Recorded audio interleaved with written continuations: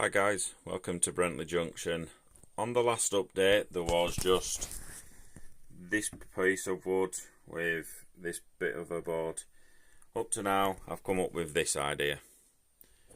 Obviously it's just a bit rough at the moment, as you can see, but that's glued. That's sort of glued. I've got all these other little bits to put down and put filler. I've painted it brown, but I don't think I'm going to go brown. I'm thinking of going to go on the outside of here, all to go grey, and then on here. I don't know what to do. I don't know if I should have water going through these two lines, well, not lines, but the viaduct. If I should have water on there, and then hills, and maybe a couple of off-roading parts on the end ones. The back bridge is in. Where you go through the back bridge, so where my hand is, like sort of where my finger is now, there'll be like a brick, like supports, if you will, for the other bridge.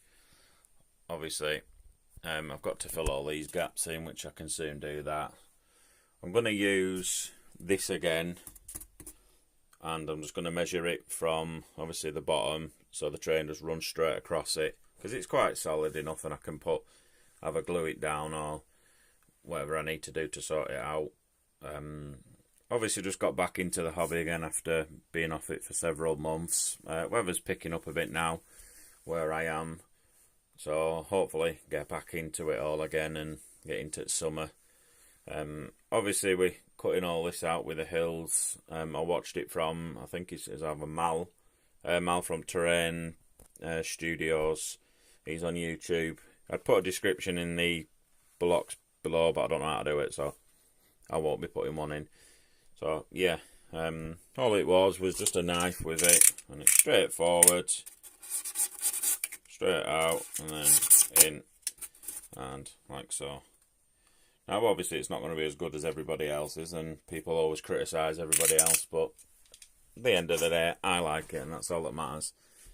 I've also been doing, well, I've been looking on Hatton's websites, and to buy, bear with me, to buy this, the Underbush, the Woodland Scenics. So as you can see, bear with me,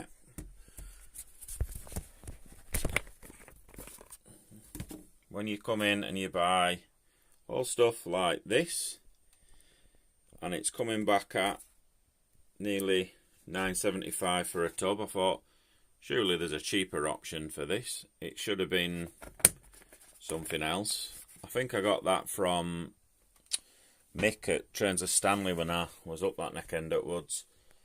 So I watched a few videos and I've decided to come up with my own. Before you look, I'm not promoting Sainsbury's whatsoever. It's just a coffee jar, well, a tin that we got. Obviously, you've got all this here, so as you can see, it all looks good. How to do it, I ended up with a sheet, this big roll here. I bought that from Abikins, I think it's called, and you put paint in it, and this is what it looks like once it's on the board.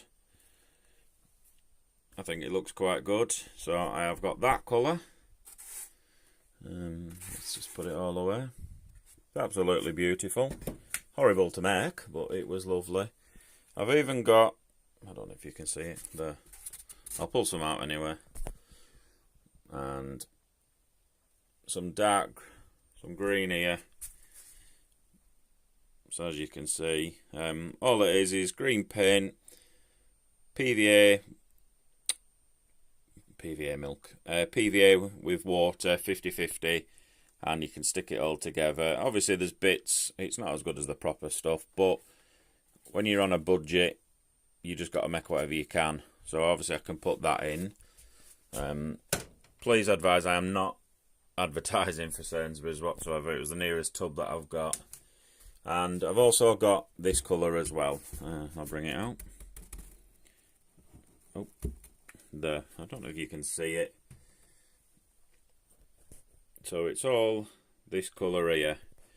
I think when you put it all together and everything else, I think it'll look quite good once it's together. So majority of it's still not dry, everything's sort of drying at the moment.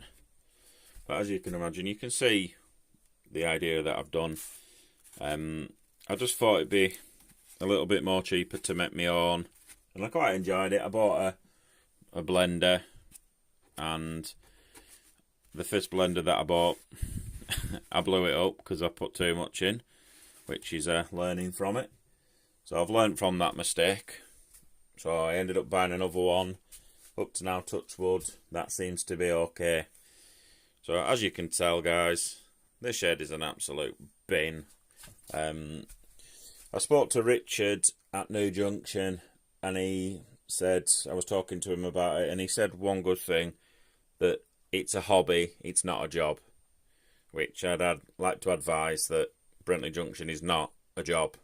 It's a hobby that I've had since I was younger, since my granddad got me into it. I don't make money on it. I don't do anything. I just do it because I'm interested in the hobby. I don't smoke. I don't drink. People might think I'm a bit boring. Now, I do drink, but due to my job, I can be called out at any hours in the morning, and there's nothing being intoxicated while you work inside of drills and circular saws when you're coming to do board ups. So just want to advise that it's not a profit-making scheme, because it's not. It's just a hobby, like Richard said. Anyway, I won't bore you anymore about that. So that's what I've done up to now, guys. Obviously, like and comment. If you've got any ideas about what I could do here, I spoke to Paul at Dudgewood, and he said to do a river.